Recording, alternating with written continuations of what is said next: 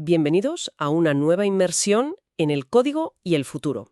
Hoy exploramos el torbellino que la inteligencia artificial, está levantando en el mundo del desarrollo de software. Vamos a ver cómo está cambiando la profesión, qué habilidades se vuelven cruciales y qué futuro les espera a quienes pican código. Para esto nos vamos a apoyar en dos artículos de Dev Community recientes y la verdad muy interesantes. Uno es de Andrea Chiarelli. Hace como una radiografía de la confianza, o más bien la falta de ella, de los desarrolladores en la IA. Y esta propone una tipología curiosa de programadores, ¿sabes? Inspirada en la filosofía Zen. Ajá. Y el otro, que firma B. Fuller, es un relato súper personal. Casi una confesión sobre los sudores, las dificultades, pero también las revelaciones al aprender a programar. Y encima, a lidiar con bases de datos en esta nueva era de la IA. Muy distinto. Dos enfoques diferentes, sí. Uno más general y otro muy de experiencia propia. Nuestra misión aquí, pues como siempre, sacar la chicha, destilar la esencia de estas fuentes. Queremos entender las tensiones, las oportunidades, cómo se está, redefiniendo el rol del desarrollador. Vamos a poner cara a cara ese análisis más panorámico con la vivencia esta a ras de suelo. Me parece un buen planteamiento. Y para empezar, un dato.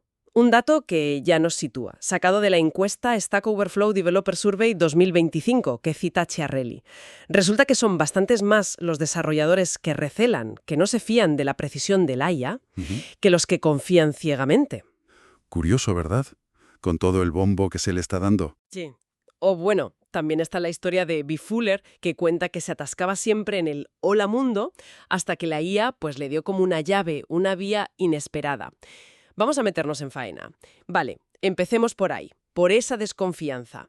La encuesta de Stack Overflow parece bastante clara. La mayoría de los desarrolladores no se fían del todo. Solo un 3% dice tener un nivel alto de confianza. Un 3%. Poquísimo. Andrea Chiarelli, el autor del primer artículo, ve este escepticismo general como algo sano. Pero, fíjate, le inquieta justo ese pequeño grupo, los ultraconfiados. ¿Por qué esa inquietud? Pues, según argumenta Chiarelli, el problema de fondo con las herramientas actuales, sobre todo las que se basan en LLMs, los modelos grandes de lenguaje, es que son increíblemente buenas generando código que parece correcto, pero lo hacen sin una comprensión real, sin entender la lógica, las implicaciones de lo que están escribiendo. Son como loros muy elocuentes. Entiendo. Y esto le lleva a rescatar una idea ya antigua, del libro Zen y el arte del mantenimiento de la motocicleta. Ah, sí. La clasificación. Me encantó esa parte del artículo. Adapta las ideas de Pirsig sobre cómo nos relacionamos con la tecnología y propone 3 tipos de desarrollador, que valen tanto para librerías de toda la vida como para la IA, ¿eh? Exacto. A ver, estaba el clásico o el hacker, que es el que necesita saber cómo funciona por dentro, ¿no? Desmontar la herramienta, verle las tripas. Desconfía de las cajas negras por naturaleza. Ese es uno. Luego el romántico, que se centra en el resultado, en lo bonito que queda, en lo fácil que es usarlo. Los detalles de cómo funciona por dentro le dan un poco igual. Y ahí está el riesgo, ¿no? La fe ciega. El peligro de quedarse solo en la superficie. Y el tercero, el pragmático, que usa la herramienta, claro, para resolver el problema, pero valora entender lo básico de cómo funciona, para tener el control. Confía, pero hasta cierto punto. Y si algo no va bien, está dispuesto a meterse a investigar. Exacto. Y Chiarelli dice que esta distinción es crucial hoy en día. El peligro real es convertirse en ese desarrollador romántico con la IA, dejarse llevar por la velocidad, por lo fácil que parece todo, y no cuestionar si lo que genera la IA tiene sentido, si es seguro o si siquiera es correcto. Claro. Hay una cita en el artículo que lo clava. Dice algo así como: si el código escrito por un desarrollador humano a menudo no es fiable, ¿cómo podemos confiar en el código generado por una IA que no tiene una comprensión real de lo que hace? Uf, es potente. Y su conclusión sobre la confianza ciega es rotunda. No deberíamos confiar, nunca. Se refiere a confiar sin más, Caro. Entendido, sin peros. Pero ojo, que esto no significa rechazar las herramientas, ¿verdad? No dice que tiremos Copilot y compañía. Su punto, si lo he entendido bien, es más sutil. Dice que pueden ser fantásticas para mejorar la calidad del código, quizás incluso más que para ir más rápido, pero solo si las usas con una mentalidad, clásica o pragmática. Precisamente, hay que revisar Hay que entender, hay que adaptar. Me recordó un comentario que leí en el propio artículo, de un tal Parag Nandi Roy. Decía algo como, la IA es un copiloto, no el piloto automático. Muy buena analogía. La clave es esa, la supervisión humana, siempre. Totalmente. De hecho, Chiarelli introduce un concepto que llama vibe coding, como programar por sensaciones, ¿no? Y habla de un posible nuevo romanticismo del desarrollo de software, ligado a esa figura del desarrollador romántico. Ajá. Es esa fascinación por crear cosas muy rápido con IA, maravillado por el resultado, pero sin haber pasado por el esfuerzo real de entender cómo encaja todo. Y eso nos lleva directos al tema de la responsabilidad, que es central en su argumento. Ser desarrollador, nos recuerda, nunca ha sido solo teclear. El objetivo es entregar soluciones. Soluciones que funcionen, que sean robustas, fiables, seguras, que hagan lo que tienen que hacer. Exacto. Cito textualmente, eres responsable de verificar el código generado por la herramienta de IA. Entonces, ese tiempo que supuestamente ahorramos con la IA no es un ahorro real. Es tiempo que debemos reinvertir en mirar bien ese código. Justo eso. Es un desplazamiento del esfuerzo. No es que el esfuerzo desaparezca. Y esto conecta con esa frase tan potente que lanza. El desarrollador ha muerto. Larga vida al desarrollador. Que suena muy dramática, pero... Pero no es un epitafio, ¿eh? Es una declaración de transformación. El rol tradicional, el de siempre, está cambiando, está mutando. Quizá veamos puestos como gestor de código o arquitecto de soluciones asistidas por IA. No sé, el foco cambia. Cambia de la producción pura a ¿qué? A supervisar, integrar, validar de forma inteligente. Eso es, más a la supervisión, la integración y la validación. Vale, pero si el foco cambia, ¿qué pasa con las habilidades? O sea, esto significa que los fundamentos de programación, las buenas prácticas, entender de algoritmos, ¿todo eso es menos importante ahora que la IA genera tanto código? Al contrario, Chiarelli argumenta que son más importantes que nunca. A ver, ¿cómo vas a verificar bien el código de una IA si no tienes una base sólida de programación? Necesitas entender lenguajes, patrones de diseño, principios de seguridad, saber depurar. El pensamiento crítico se vuelve absolutamente clave. Para detectar los errores sutiles, claro. Exacto. Las vulnerabilidades o incluso las alucinaciones que la IA puede meter. Es la versión moderna del clásico confía pero verifica. Si te falta la parte de verifica, que se basa en conocimiento sólido, estás vendido. Ya veo. O sea, más responsabilidad y necesidad de criterio. Y parece que la gente que comentó el artículo, la comunidad, estaba bastante en esa línea. Hubo reacciones como un simple pero claro, preciso, de un tal SP. Otro, Niegeabao, insistía en los riesgos de seguridad si te fías sin entender. Ajá. Incluso gente que parecía más optimista con la IA, como Ariel Frischer, admitía que revisaba casi todo y que su confianza venía después de verificar, lo cual, en el fondo, valida el argumento central de Chiarelli. Totalmente. Y Vic Anthony Arredondo apuntaba que incluso las herramientas de seguridad que usan IA, son ayudas, pero la decisión final sobre qué hacer con sus alertas sigue siendo humana. Sí, y surgió un debate interesante por un comentario de Osni Pezzini Jr. Sugería si no sería mejor prohibir directamente que los desarrolladores junior usaran LLMs, por su posible falta de criterio para evaluar el código. Anda, prohibir. Sí, pero Chiarelli respondió que no creían prohibir. Bien usadas, decía, pueden ser herramientas de aprendizaje muy potentes, no muy distintas de copiar y pegar de Stack Overflow, que es algo que se ha hecho toda la vida. Cierto. La clave, insistía, es la supervisión senior. Alguien con experiencia que revise el código y sobre todo que guíe al junior, que le explique por qué algo está bien o mal. Así, el uso de la IA se convierte en una oportunidad para aprender de verdad, no solo para sacar el trabajo adelante. Me parece muy sensato esa dinámica de aprendizaje supervisado. Y hablando de aprendizaje, vamos a cambiar de tercio. Pasemos a la segunda fuente, la de B. Fuller, que nos da una perspectiva totalmente distinta, la del aprendiz que lucha contra los elementos, podríamos decir. Empieza confesando que está un poco harta ya del hype de la IA, del bombo que se le da, y cuenta sus dificultades, sus problemas históricos para aprender a programar. Ajá. Menciona la discalculia, que para quien no lo sepa es una dificultad con los números y los conceptos abstractos, y cómo eso hacía que el típico hola mundo le resultara frustrante, abstracto, poco motivador. Claro, si te cuesta visualizar lo abstracto. Exacto. Y curiosamente, dice que prefería diseñar en Figma antes que usar las primeras IAs que hacían mockups. Parece que buscaba entender el cómo y el por qué, no solo el resultado rápido. Quería comprender. Y aquí viene lo interesante, la paradoja. Es precisamente la IA la que le ayuda a romper esa barrera. Pero no usándola para que le haga el trabajo directamente, sino de una forma muy particular. En lugar de seguir tutoriales paso a paso, que dice que no le funcionaban, que no conectaba con el resultado, probó a darle a una IA unos requisitos básicos. Y obtuvo un esqueleto de aplicación. Y a partir de ahí, ¡zas!, pudo empezar a explorar. A meter las manos. Eso es. A mirar los archivos, el código generado, a tocar cosas y ver qué pasaba. A hacer ingeniería inversa, como ella dice.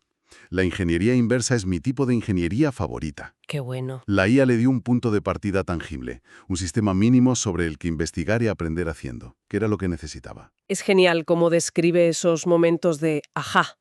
Descubrir que era la consola del navegador, se imaginaba una máquina física, dice. Aprender a buscar pistas en distintos tipos de logs y, sobre todo, aprender a desconfiar de la propia IA. Importante eso. Cuenta cómo a veces le decía que ignorase errores de TypeScript que luego resultaron ser importantes, o cómo usa Gemini para preguntar dudas concretas. Y esto es clave, sin sentirse juzgada, sin sentirse tonta. Esa frase suya es oro puro. Estoy aprendiendo un montón, todos los días. Puedo preguntar a la IA y no sentirme tonta por no tener ni idea de lo que está hablando. Le quito el miedo a preguntar, que a veces es la mayor barrera. Pero fíjate cómo este aprendizaje tan práctico, tan empoderador, la lleva exactamente al mismo punto que planteaba Chiarelli de forma más teórica. Llega a la necesidad de verificar y a ver las limitaciones de la IA. ¿En qué sentido? Llega un momento en su proyecto personal en que decide que toda la parte de datos, la base de datos Postgres, las series temporales, el modelo de Machine Learning, la tiene que hacer ella misma. Ah, decide hacerlo ella. ¿Y por qué? Porque, y lo dice así, no confía en que la IA lo haga bien. Su observación directa, su experiencia, es que la IA lucha mucho con datos reales. Anda. Es la confirmación práctica de la tesis de la desconfianza justificada que veíamos antes. Exacto. Lo ha vivido en sus propias carnes. Y desde esa experiencia con datos, que parece que es su campo profesional original, lanza una crítica bastante directa al corazón de los grandes modelos de IA. Se basa en el principio básico de la ciencia de datos. Basura entra, basura sale. Garbage in, garbage out. Un clásico. Su sospecha es que al entrenar estos modelos gigantescos se cometió un error. El error de meter hasta el fregadero de la cocina, como dice ella, pensando que más datos siempre era mejor, sin un proceso serio de limpieza, de curación. Y casi pregunta indignada, ¿en serio no había científicos de datos supervisando esto? Hombre, es una pregunta fuerte. Sugiere una especie de negligencia. Más que negligencia, yo creo que apunta a una filosofía quizá equivocada, la de más es siempre mejor, ignorando la calidad y la relevancia de los datos. ¿Y las consecuencias? Argumenta ella. Son modelos que inevitablemente reflejan los sesgos, los errores, las lagunas de esa enorme cantidad de datos sin filtrar con los que se entrenaron. Pone un ejemplo, ¿no? Sí. Para ilustrarlo, menciona el caso que se comentó del modelo chino DeepSeek y su supuesta falta de información sobre Tiananmen. Pero su punto no es tanto político, creo yo, sino técnico. Dice que no debería sorprendernos, usa un da bastante gráfico, porque el modelo refleja sus datos. Y lo compara, y esta comparación es interesante, con cómo los libros de historia de Estados Unidos pueden omitir partes incómodas de su pasado. Ya. Bueno, simplemente exponemos el argumento de la autora sobre cómo los modelos reflejan sus datos, sin entrar nosotros a valorar los ejemplos concretos que usa, claro. Por supuesto. Su conclusión técnica es clara. En lugar de modelos gigantes y genéricos para todo, deberíamos apostar por modelos más pequeños. Más especializados. Y entrenados con datos de alta calidad que sean relevantes y de fuentes expertas para la tarea específica que queremos resolver. Menos tamaño, más calidad y foco. Y de hecho, su propio proyecto actual va en esa línea. Está trabajando con datos climáticos, intentando usar fuentes gubernamentales, y se lamenta de que algunas estén desapareciendo, por cierto, para crear aplicaciones. Aplicaciones que ayudan a la gente con sus jardines o pequeñas explotaciones agrícolas a adaptarse al cambio climático. Un uso súper práctico y enfocado. Guiado por datos específicos y un propósito claro. Es la antítesis del modelo gigante que sirve para todo y para nada. Y lo más curioso es que todo este viaje, que empezó porque la IA le facilitó arrancar, la está llevando a querer profundizar en los fundamentos. Quiere entender mejor cómo interactúan el frontend y el backend, quiere meterse más en datos, en machine learning, valora cada vez más las buenas prácticas. O sea que la IA la danzó, pero ahora busca la base sólida. O buscar otros formatos, como charlas técnicas, reconociendo que cada persona aprende de forma distinta. Y ella parecía estar bastante de acuerdo. Muestra esa apertura a seguir aprendiendo desde la base. Muy interesante ese círculo completo. Muy bien, pues hemos tocado muchos palos. Si intentamos hacer un resumen, sacar las ideas fuerza de estas dos perspectivas, la analítica y la personal, ¿qué nos quedaría? A ver, primero, que el escepticismo hacia la IA no es solo una opinión. Parece una respuesta razonable a las limitaciones actuales, sobre todo en precisión y comprensión real. Sí tiene fundamento. Segundo, el mantra parece ser IA como copiloto, no piloto automático. ¿Son herramientas valiosas? Sí, pero la supervisión humana, crítica, rigurosa, no es opcional, es obligatoria. El confía pero verifica de toda la vida, pero elevado a la potencia IA. Tercero, cuidado con el desarrollador romántico. El entusiasmo ciego por la velocidad es un riesgo. Se impone un enfoque pragmático, entender cómo funcionan las herramientas, al menos lo básico, para poder controlarlas. Evitar la fe ciega. Cuarto, las habilidades de siempre. Programar bien, pensar críticamente, entender de datos. No solo no desaparecen, sino que se vuelven cruciales para poder dirigir y validar a estos nuevos asistentes de silicio. Fundamentales, sí. Quinto, el rol del desarrollador está en plena metamorfosis.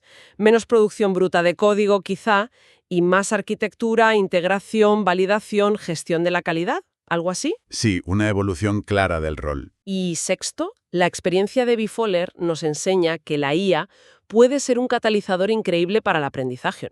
Puede romper barreras psicológicas, pero solo si somos conscientes de sus límites, de sus sesgos, y si la usamos como trampolín para profundizar, no como un sustituto del entendimiento. Un acelerador, no un reemplazo del esfuerzo de aprender. Exacto.